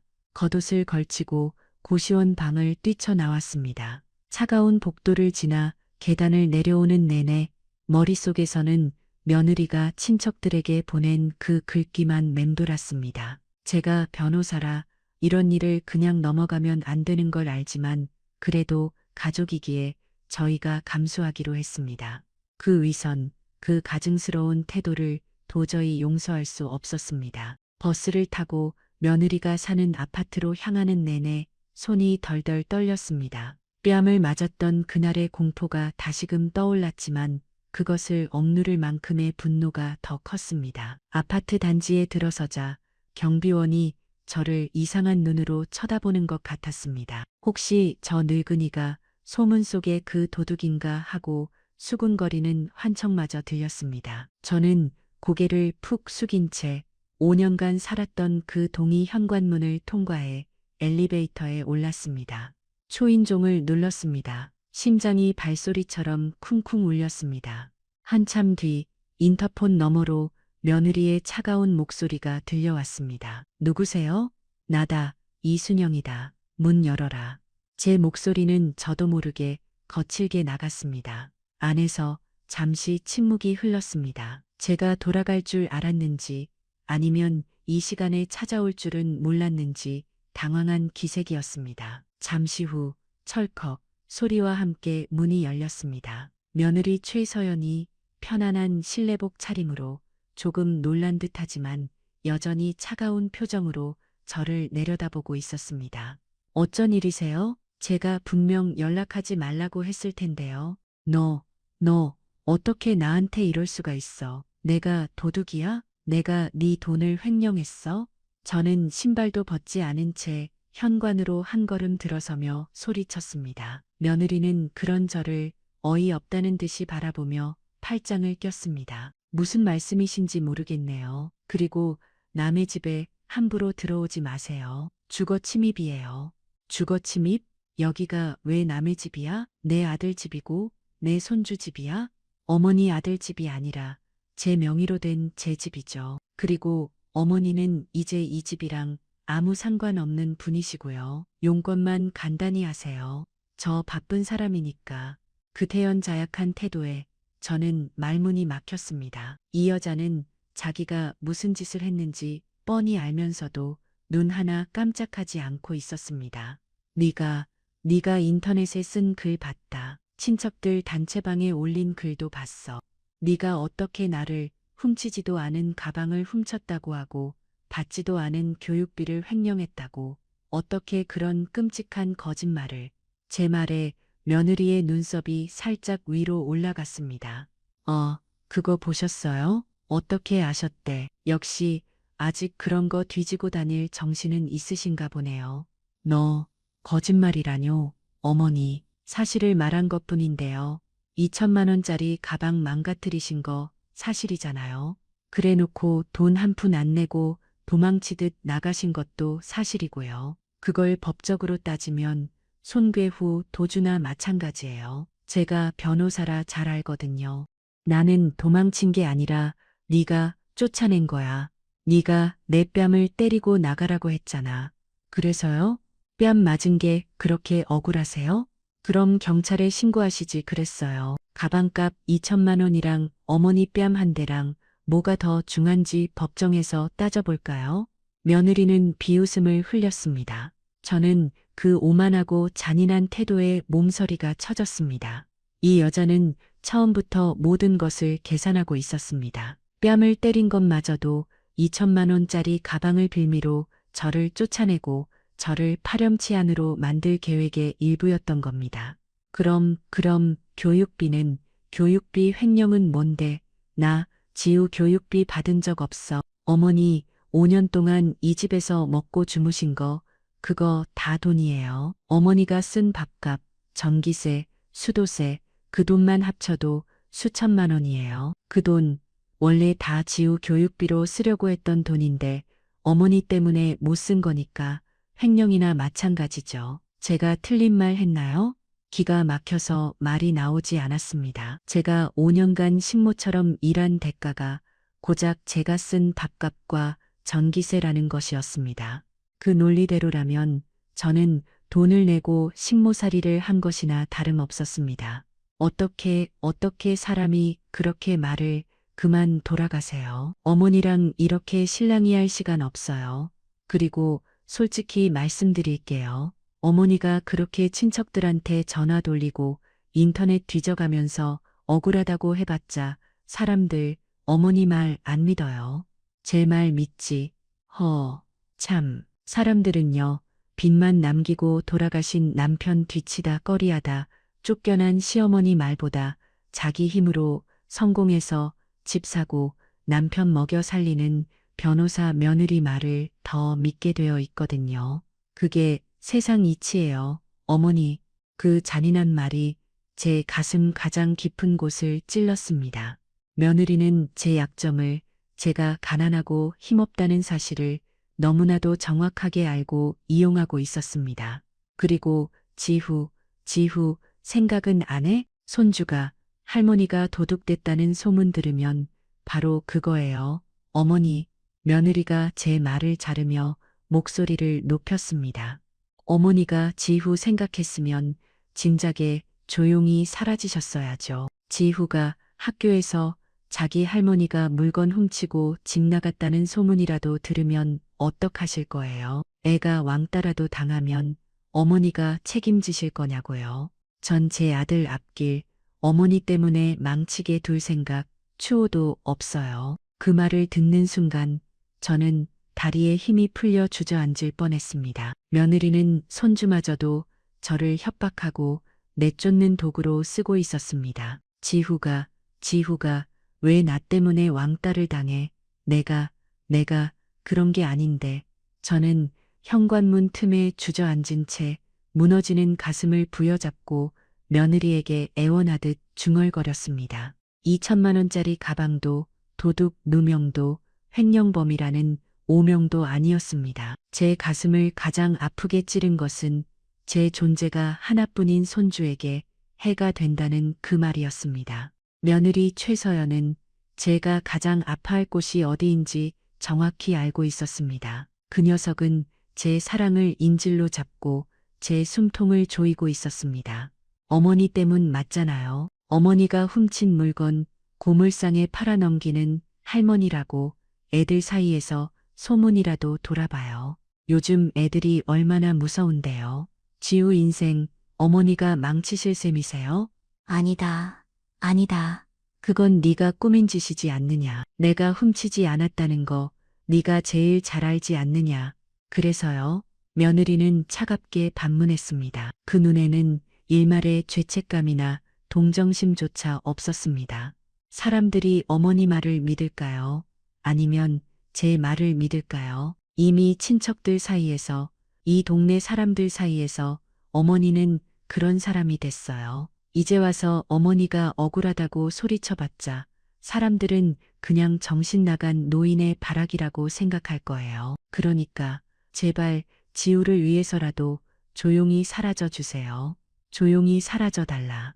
그 말의 무게가 제 어깨를 짓눌렀습니다. 저는 더 이상 항변할 기력도 분노할 힘도 남아있지 않았습니다. 손주를 위한다는 그 말 한마디에 저는 혀가 잘린 사람처럼 아무 말도 할 수 없었습니다. 며느리는 그런 저를, 바닥에 주저앉아 덜덜 떨고 있는 저를 벌레 보듯 내려다 보았습니다. 그리고는 제게 다가와 제 귓가에 대고 나지막이 속삭였습니다. 그 목소리는 차갑고 잔인했으며 제 남은 존엄성의 마지막 조각까지 부숴버렸습니다. 그리고 솔직히 말씀드릴게요.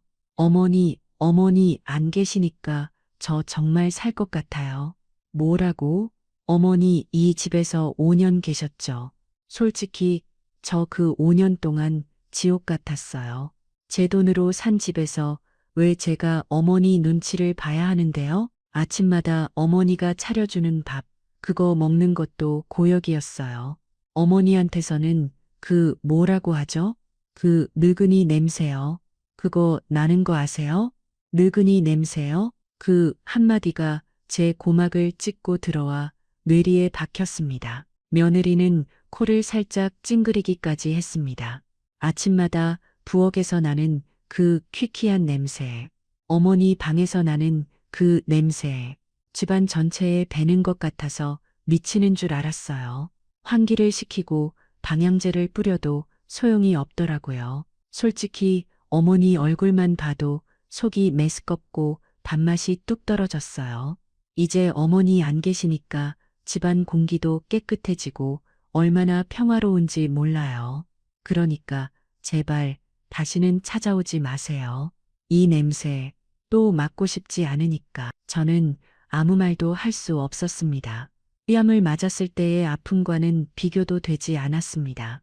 뺨은 그저 살갗이 아팠을 뿐이지만 이 말은 제 69년 인생 자체를 부정하고 있었습니다. 제가 살아 숨쉬는 것 자체가 며느리에게는 역겹고 메스꺼운 냄새에 불과했던 겁니다. 5년간 새벽잠 설쳐가며 밥을 짓고 아픈 무릎으로 청소를 했던 제 모든 시간이 그저 퀴퀴한 냄새로 치부되었습니다. 저는 비틀거리며 일어섰습니다. 눈물이 나오지도 않았습니다.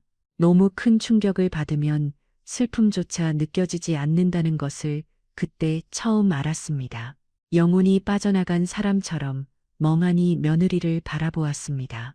며느리는 그런 제 표정을 보며 만족스럽다는 듯 희미하게 웃기까지 했습니다.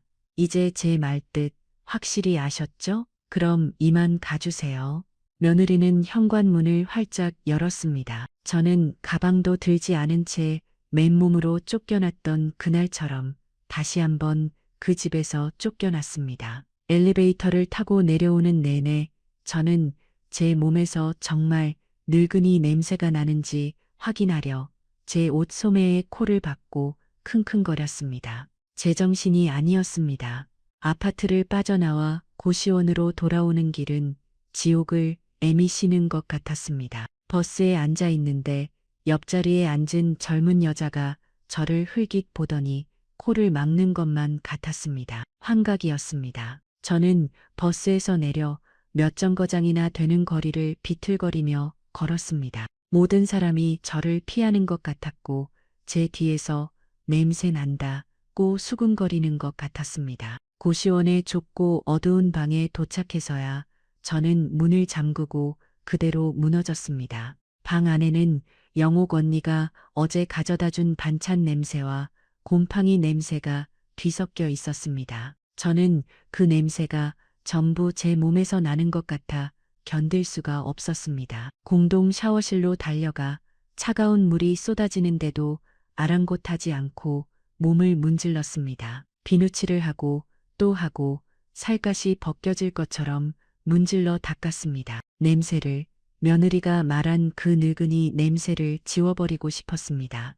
방으로 돌아와 젖은 몸 그대로 침대에 누웠습니다. 춥고 배고팠지만 아무것도 느껴지지 않았습니다. 저는 69년 만에 깨달았습니다. 저는 가족에게 짐이었고 냄새나는 존재였고 훔치지도 않은 물건을 훔친 도둑이었으며 받지도 않은 돈을 횡령한 파렴치한이었습니다. 살아야 할 이유가 단 하나도 남아있지 않았습니다. 수중에 남은 150만 원.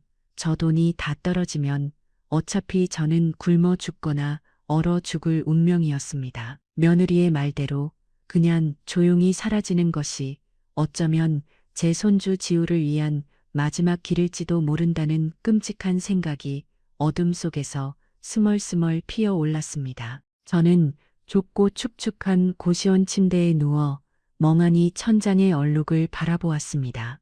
며느리가 제 귓가에 속삭인 느그니 냄새라는 그 잔인한 말이 제 영혼을 갉아먹고 있었습니다. 그래, 나는 냄새나는 느그니에 불과했구나. 5년간 식모살이를 해도 고맙다는 말은커녕 그저 밥맛 떨어진다는 구박만 받던 존재. 훔치지도 않은 돈을 훔쳤다고 누명을 쓰고 뺨을 맞아도 항변 한 번 못하고 쫓겨난 힘없는 느그니. 며느리의 말대로 내 존재가 손주 지우에게 해가 된다면 내가 조용히 사라지는 것이 맞지 않을까. 어둠 속에서 저는 끔찍한 생각에 사로잡혀 있었습니다. 그렇게 얼마나 시간이 흘렀을까. 시체처럼 누워있던 저는 문득 몸을 일으켰습니다. 마지막으로 이 짐이라도 정리해야겠다는 생각이 들었습니다. 영옥 언니에게 이 짐이라도 맡기고 조용히 떠나야겠다고 마음먹었습니다. 낡은 가방을 열었습니다. 몇 벌 되지 않는 옷가지를 꺼내 차곡차곡 개었습니다. 그리고 가방 맨 밑바닥, 그곳에 손을 넣었을 때 손가락 끝에 바스락거리는 봉투의 감촉이 느껴졌습니다. 20년도 더 된 그 누런 서류 봉투였습니다. 언젠가 순영 씨가 정말 힘들 때 이게 꼭 필요할 날이 올 거요. 20년 전 강태호 할아버지의 목소리가 귓가에 생생하게 울리는 것 같았습니다. 정말 힘든 때, 지금보다 더 힘든 때가 제 인생에 또 있을까? 뺨을 맞고 쫓겨나고 도둑 누명을 쓰고 존재 자체를 부정당하고 이제는 스스로 목숨을 끊을까 고민하는 이 순간보다 더 절망적인 때가 있을까? 저는 홀린 듯이 봉투를 꺼냈습니다. 믿져야 본전이었습니다. 어차피 사라질 목숨, 이 안에 뭐가 들었는지 확인이나 하고 가자는 신락 같은 심정이었습니다. 봉투는 세월의 흔적을 말해주듯 가장자리가 달아 있었습니다. 떨리는 손으로 봉투의 입구를 열었습니다. 안에는 꼬깃꼬깃한 편지 한 장과 제가 알 수 없는 두툼한 서류 뭉치들이 들어 있었습니다. 먼저 편지를 펼쳤습니다. 강태호 할아버지의 힘있지만 조금은 떨리는 듯한 손글씨였습니다. 순영 씨, 이 편지를 읽고 계신다면 우리 부부는 이미 이 세상 사람이 아닐 것이요. 우리가 순영 씨에게 받은 은혜는 20년이 지나도록 단 하루도 잊은 적이 없어. 편지를 읽는 내내 제 손이 걷잡을 수 없이 떨리기 시작했습니다. 우리 자식들은 재개발 보상금을 받았다는 소식을 듣고서야 우리를 찾아왔어. 그리고는 그 돈을 어떻게 나눠 가질까 그것만 가지고 싸웠어. 평생을 외면하더니만 돈 냄새는 귀신같이 맡더구려.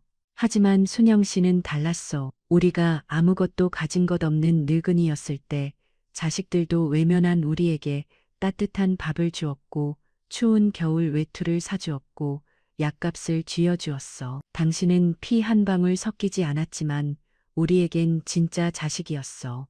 눈물이 핑 돌았습니다. 제가 했던 일은 그저 가난한 노부부를 외면하지 못했던 작은 동정심이었는데 두 분은 그것을 진짜 자식의 도리라고 기억하고 있었습니다. 그래서 우리 부부는 결심했어. 하늘이 우리에게 잠시 맡겨두었던 이 재산을 진짜 주인을 찾아주기로 말이요. 우리 자식들에게는 그들이 평생 우리에게 했던 만큼만 딱 30%만 남기기로 했어. 그리고 우리의 남은 전 재산 70%를 김순영 씨에게 상속하기로 결정했어. 네, 저는 저도 모르게 소리를 내어 되물었습니다. 상속? 70%?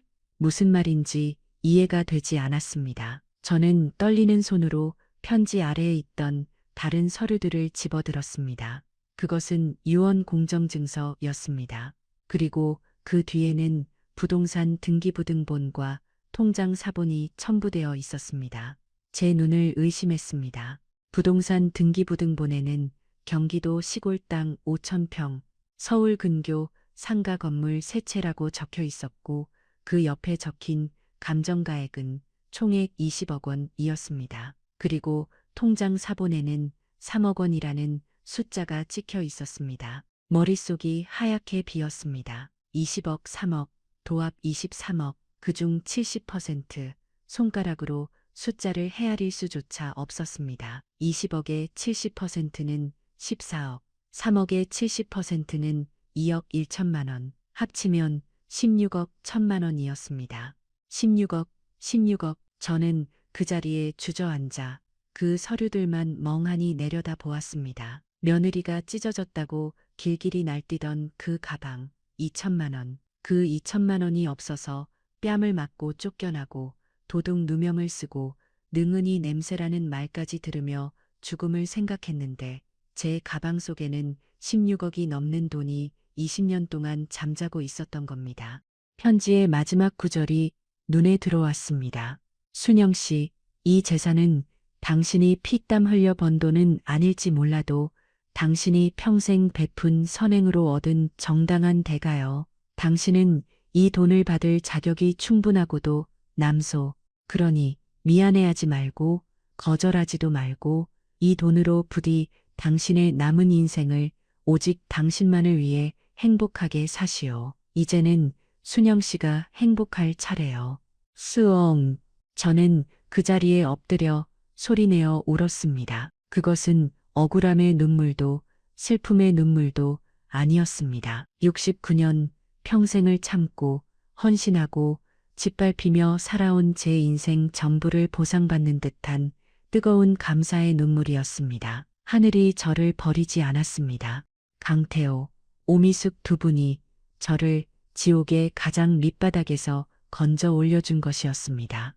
한참을 울고 나자 눈물과 함께 제 안의 절망과 두려움이 모두 씻겨나가는 것 같았습니다. 저는 천천히 고개를 들었습니다. 눈물로 젖은 눈에 차가운 분노와 함께 뜨거운 용기가 차올랐습니다. 늙은이 냄새에 절은거했습니다. 속이 메스껍다 고했습니다. 평생 벌어도 못 만져볼 돈이라고 저를 모욕했습니다. 그래 최서연, 네가 말한 그 2천만 원, 나에게는 이제 푼돈에 불과하다.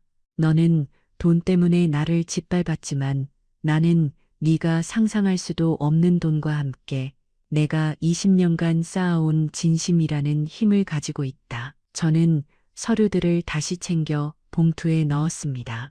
더 이상 저는 가난하고 힘없는 쫓겨난 시어머니 이순영이 아니었습니다. 다음 날 아침 저는 해가 뜨기도 전에 고시원 방을 나섰습니다. 밤새 뜬 눈으로 유언장과 서류들을 몇 번이고 다시 읽어보았습니다. 16억 7천만 원, 그 숫자는 꿈이 아니었습니다. 더 이상 저는 뺨을 맞고 쫓겨난 냄새나는 늙은이가 아니었습니다. 저는 영옥 언니에게도 이 사실을 알리지 않았습니다. 이 일은 언니를 끌어들일 만큼 간단한 문제가 아니라는 것을 직감했습니다. 저는 곧장 서울 시내로 향했습니다. 며느리 최서연이 다니는 그 로펌이 아니었습니다. 그곳과 어깨를 나란히 하는 대한민국에서 가장 크고 유능하다는 다른 대형 로펌의 문을 열었습니다.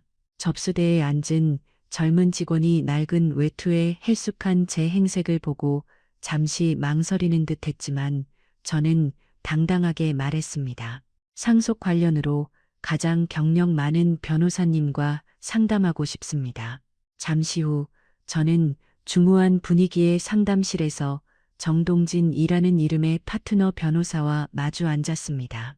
그는 제 차림새와 상관없이 정중하게 저를 대했습니다. 무엇을 도와드릴까요? 이순영 어르신. 저는 말없이 가방에서 20년 된 누런 봉투를 꺼냈습니다. 그리고 그 안에 유언 공정증서와 부동산 등기 서류, 통장 사본, 그리고 강태호 할아버지의 편지를 차례로 책상 위에 올려놓았습니다. 정 변호사의 눈이 서류 위를 빠르게 훑었습니다. 처음에는 예의상 보는 듯 했던 그의 표정이 등기부등본과 유언장을 대조하며 점차 심각하게 굳어졌습니다. 어르신, 이 서류들은 모두 진본이 맞습니다. 공증까지 완벽하게 받으셨고요. 그런데 이 규모가 16억 원이 넘습니다. 혹시 이 사실을 언제 아셨습니까? 바로 어제였습니다. 20년 전에 받았지만 잊고 살았습니다. 20년이요? 정 변호사는 놀란 표정으로 컴퓨터를 두드리기 시작했습니다. 사건 번호와 이름들을 검색하던 그의 손가락이 어느 순간 멈췄습니다. 그는 심각한 표정으로 저를 바라보았습니다. 어르신, 상황이 간단하지 않습니다. 이 유언장에 대해 이미 4개월 전에 유언 무효 확인 소송이 제기되었습니다. 어느 송이요? 누가요? 어느 송이? 네, 세 자녀분들입니다. 어르신께서 고인들에게 부당한 영향력을 행사했으며 유언 당시 고인들의 정신이 온전치 못했다는 주장입니다. 어르신의 주소를 찾지 못해 공시송달로 재판이 진행되고 있었습니다. 말도 안 됩니다. 저는 그분들 돌아가신 줄도 몰랐고 20년간 연락 한 번 닿은 적이 없습니다. 물론입니다. 저희가 그 부분을 증명하면 승소는 어렵지 않을 겁니다. 그런데 어르신, 그것보다 더 심각한 문제가 있습니다. 정 변호사는 모니터 화면을 제 쪽으로 돌렸습니다. 상대방, 즉 세 자녀의 소송 대리인 정보가 떠 있었습니다.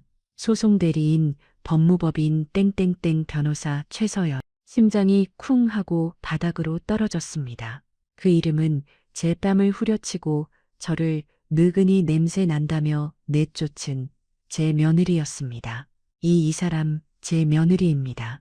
네, 정 변호사의 얼굴이 그야말로 경악으로 물들었습니다. 그는 잠시 말을 잇지 못하더니 다급하게 서류를 뒤지기 시작했습니다.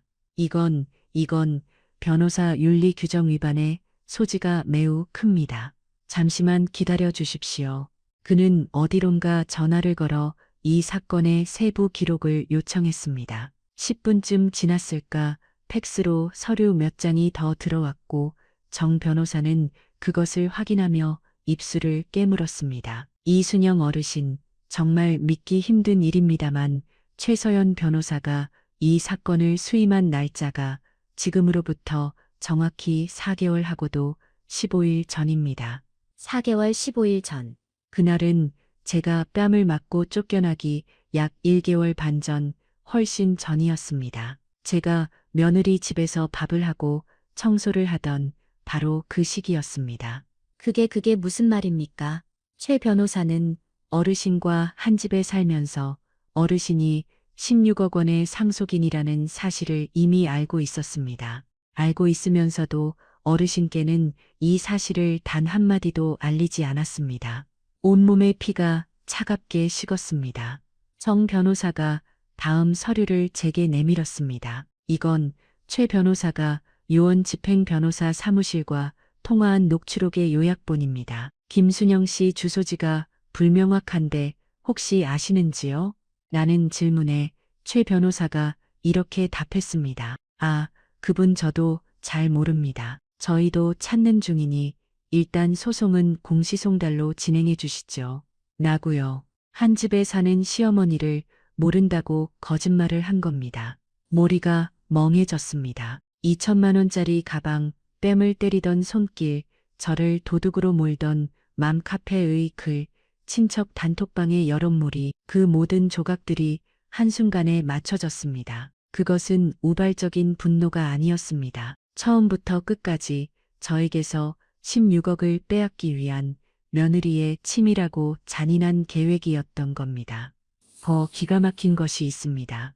정 변호사가 마지막 서류를 가리켰습니다. 그것은 며느리 최서연이 의뢰인인 세 자녀와 맺은 성공보수 약정서였습니다.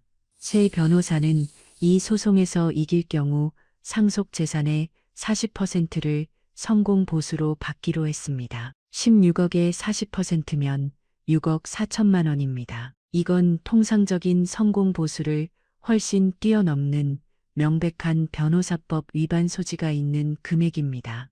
6억 4천만 원. 며느리는 그 돈을 손에 넣기 위해 한 집에 사는 시어머니를 속였고 모른다고 거짓말을 했으며 저를 집에서 내쫓을 완벽한 명분을 찾고 있었던 겁니다. 그 명분이 바로 2천만 원짜리 가방이었던 겁니다. 저를 집에서 쫓아내고 연락을 끊고 정신 나간 도둑으로 만들어 사회적으로 고립시키면 저는 상속 사실을 영원히 모른 채 고시원에서 굶어 죽거나 병들어 죽을 테고 그 16억은 고스란히 며느리와 자식들 차지가 될 터였습니다. 그리고 어르신, 이건 형사 고발감입니다. 정 변호사가 며느리와 의뢰인 간의 문자 메시지 내역을 가리켰습니다. 아버님이 치매 증상이 있었다고 일관되게 진술하셔야 합니다. 병원 기록이 없어도 증언만으로 가능합니다. 이순영이라는 여자가 아버님을 홀려서 재산을 빼돌린 것처럼 말씀하셔야 승소 확률이 높습니다. 명백한 외증교사의 증거였습니다. 저는 그 모든 서류를 멍하니 바라보다가 천천히 고개를 들었습니다. 눈물이 나지 않았습니다. 대신 제 안에서 무언가 단단한 것이 깨어나는 소리가 들렸습니다. 변호사님, 네, 어르신, 저 이 소송에서 이기고 싶습니다. 그리고 제 며느리, 저는 며느리가 제게 했던 말을 떠올렸습니다. 늙은이 냄새, 속이 메스꺼워요. 제가 겪은 것, 아니, 그 이상으로 갚아주고 싶습니다. 법적으로 제가 할 수 있는 모든 것을 다 해주십시오. 정 변호사는 그런 제 눈을 똑바로 마주보더니 단호하게 고개를 끄덕였습니다. 어르신, 지금부터는 아무 걱정 마십시오. 이건 단순한 상속 분쟁이 아닙니다. 변호사의 범죄 행위입니다. 저희 로펌의 명예를 걸고 최서연 변호사가 자신이 저지른 짓에 대해 법적으로 그리고 전문가로서 치를 수 있는 가장 혹독한 대가를 치르게 해드리겠습니다. 한 달이라는 시간은 지옥처럼 길면서도 화살처럼 빠르게 지나갔습니다. 저는 정동진 변호사가 마련해준 안전한 거처에서 재판을 준비했습니다. 더 이상 좁고 어두운 고시원 방이 아니었습니다. 정 변호사는 제게 어르신은 이제 16억 원의 자산가이십니다. 그에 맞는 대우를 받으셔야 합니다. 라며 깨끗하고 안전한 원룸을 임시로 마련해 주었습니다. 저는 그곳에서 태어나 처음으로 나를 위한 시간을 보냈습니다. 영옥 언니를 초대해 따뜻한 밥을 대접했고 미용실에 가 정갈하게 머리를 손질하고 백화점에 들러 제 몸에 꼭 맞는 깨끗한 외투와 구두를 샀습니다. 제 돈으로 산 제 첫 번째 옷이었습니다.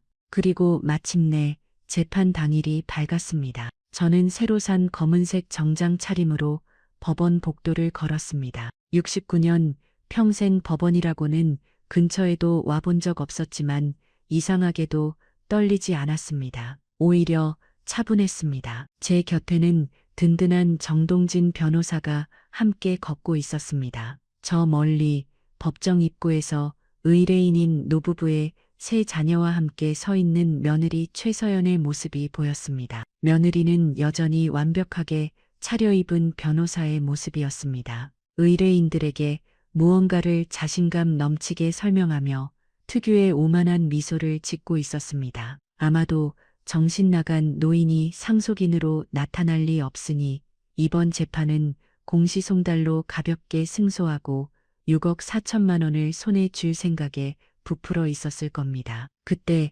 며느리가 복도 저편에서 걸어오는 저와 눈이 마주쳤습니다. 최서연의 얼굴에서 미소가 사라졌습니다. 눈이 제가 본 일에 가장 크게 뜨였습니다. 입이 살짝 벌어지고 손에 들고 있던 서류철이 바닥으로 와르르 쏟아졌습니다. 며느리는 저를 알아보지 못한 것이 아니었습니다. 며칠 전까지만 해도 고시원 방에서 늙은이 냄새를 풍기며 죽어가던 자신이 완벽하게 짓밟았다고 생각했던 그 시어머니가 말끔한 정장 차림에 대한민국 최고 로펌의 변호사를 대동하고 자신을 똑바로 노려보며 걸어오고 있었기 때문입니다.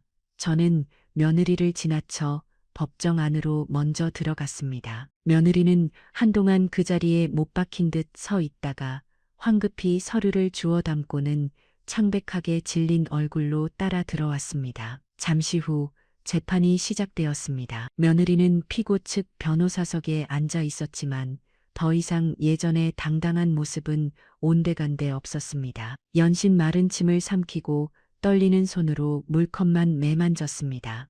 원고 측 주장하십시오. 정동진 변호사가 자리에서 일어났습니다. 그는 며느리 측이 주장한 유언 무효 사유를 하나하나 반박하기 시작했습니다. 그리고 결정적인 증거들을 제출했습니다.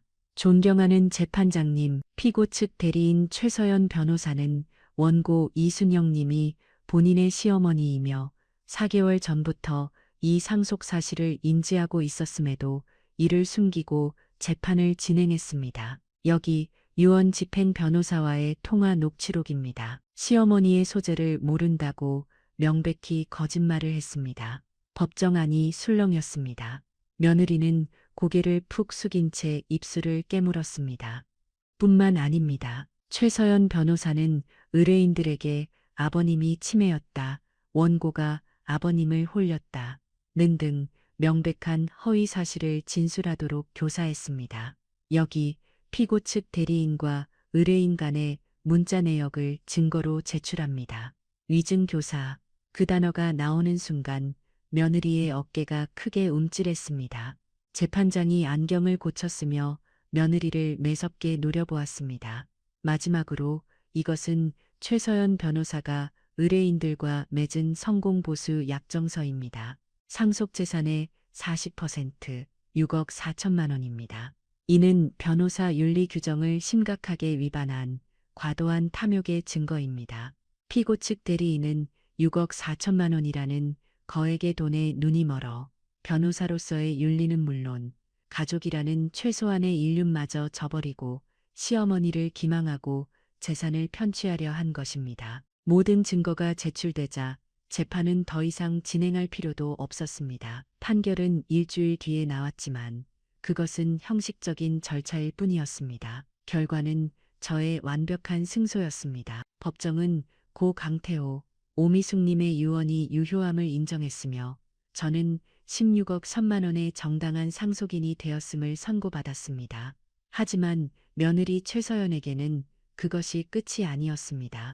재판이 끝난 직후 정동진 변호사는 며느리를 위증교사 혐의로 형사고발했고 변호사협회에 윤리 규정 위반으로 징계 신청을 넣었습니다. 며느리가 다니던 로펌은 회사의 명예를 실추시켰다는 이유로 그날 바로 며느리를 해고했습니다. 며느리는 평생을 바쳐 쌓아 올린 변호사라는 지위와 직장과 6억 4천만 원의 탐욕, 그 모든 것을 한순간에 잃었습니다. 판결이 나고 며칠 뒤 저는 영욱 언니와 함께 새로 이사할 집을 알아보고 있었습니다.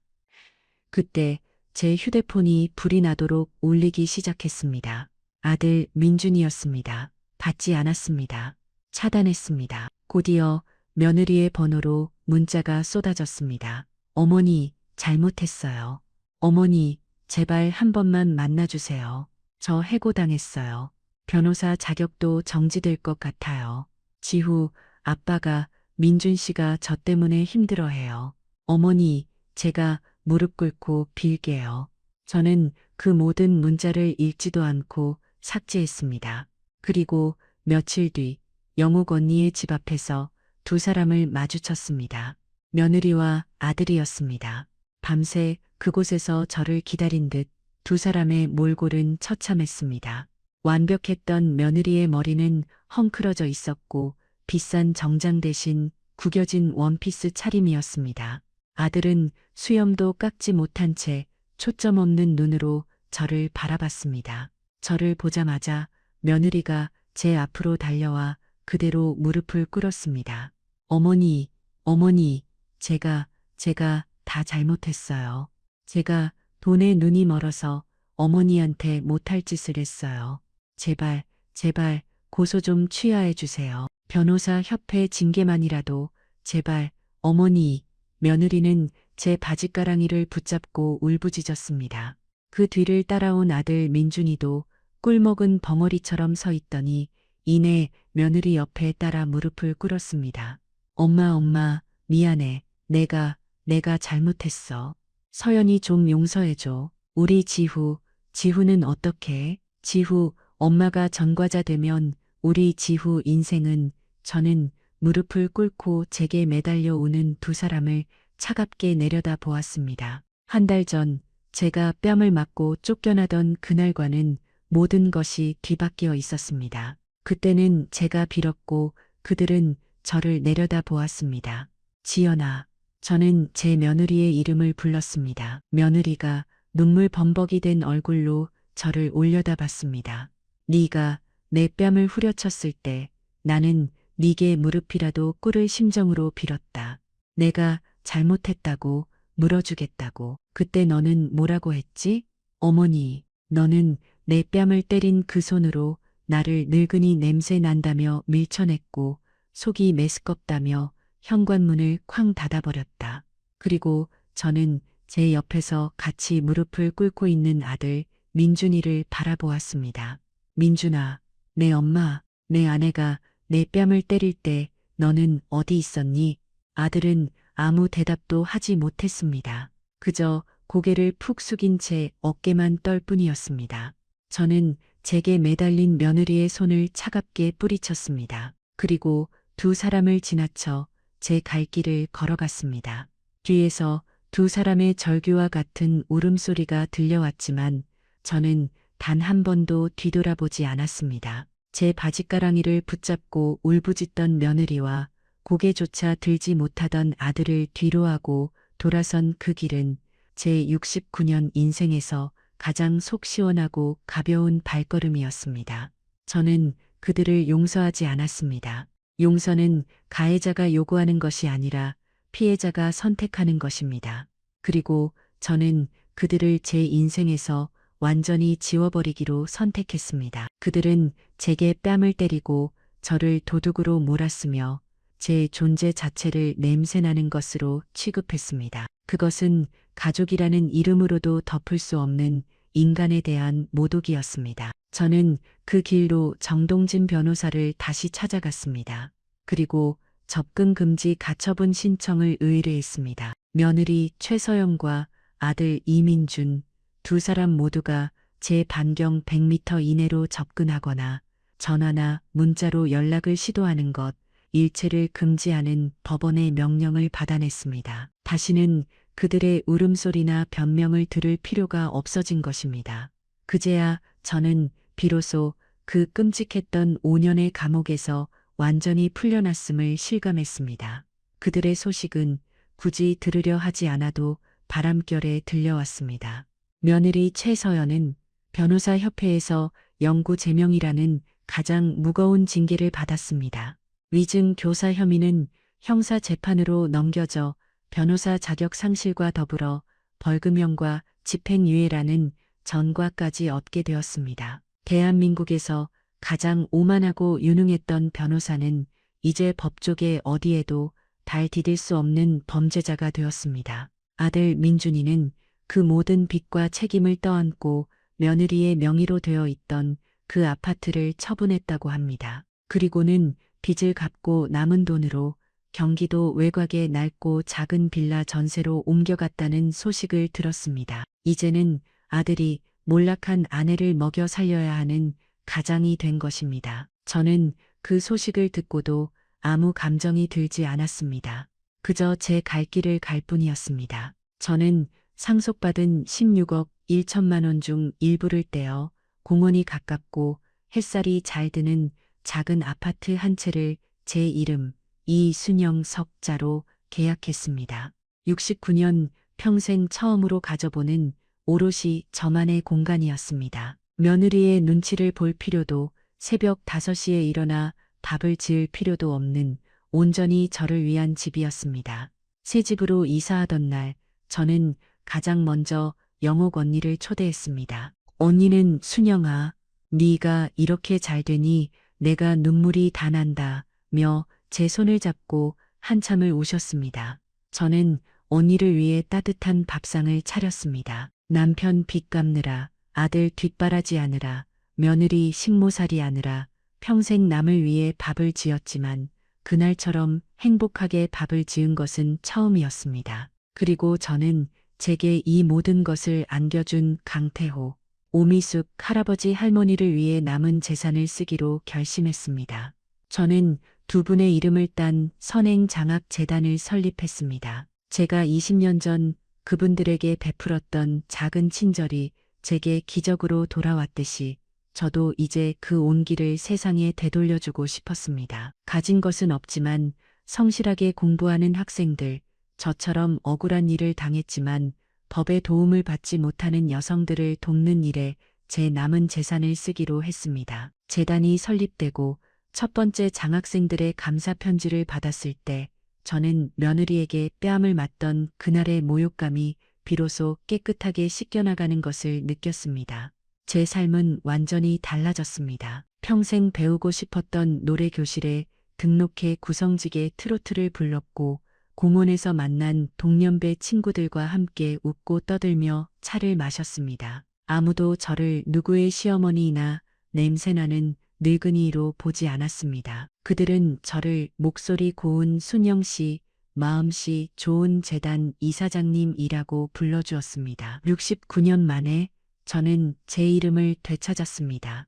물론 마음 한구석에 아프게 남아있는 이름이 있었습니다. 손주 지우였습니다. 그 아이의 맑은 눈이 할머니, 고맙습니다. 라던 목소리가 사무치게 그리웠습니다. 하지만 그 아이를 보려면 접근 금지 명령을 내린 그 부모를 다시 마주해야 했습니다. 저는 그럴 수 없었습니다. 그저 멀리서 아이가 엇나가지 않고 바르게 자라기만을 기도할 뿐이었습니다. 그러던 어느 날 장학재단 사무실로 편지 한 통이 배달되었습니다. 삐뚤빼뚤하지만 힘있는 글씨체였습니다. 제 손주 지후였습니다. 할머니, 저 지후예요. 그동안 연락 못 드려서 죄송해요. 할머니, 저는 그날 다 봤어요. 엄마가 할머니 뺨 때린 거, 할머니 쫓아낸 거 다 기억해요. 할머니, 저는 엄마 아빠가 할머니한테 무슨 짓을 했는지 이제 다 알아요. 할머니, 노둑도 아니고 나쁜 사람도 아니에요. 쉴가 세상에서 제일 좋은 우리 할머니예요. 할머니, 저 지금 열심히 공부하고 있어요. 나중에 제가 20살이 되면, 어른이 되면, 그때는 제 발로 할머니 꼭 찾아갈게요. 그때까지 아프지 말고 꼭 건강하게 계셔야 해요. 사랑해요, 할머니. 저는 그 편지를 붙잡고 한참을 울었습니다. 제가 잃어버린 줄 알았던 가장 소중한 인연이 그렇게 저를 기다리고 있었습니다. 그것으로 충분했습니다. 제 이야기를 들어주신 여러분, 저는 69년 만에 비로소 제 인생의 주인이 되었습니다. 평생을 가족이라는 이름 아래 참고 헌신하고 희생하며 살았습니다. 하지만 그 대가는 모욕과 멸시, 그리고 뺨 한 대였습니다. 저는 깨달았습니다. 가족이라도, 아니 가족이기에 더욱 서로의 존엄성을 지켜주어야 한다는 것을요.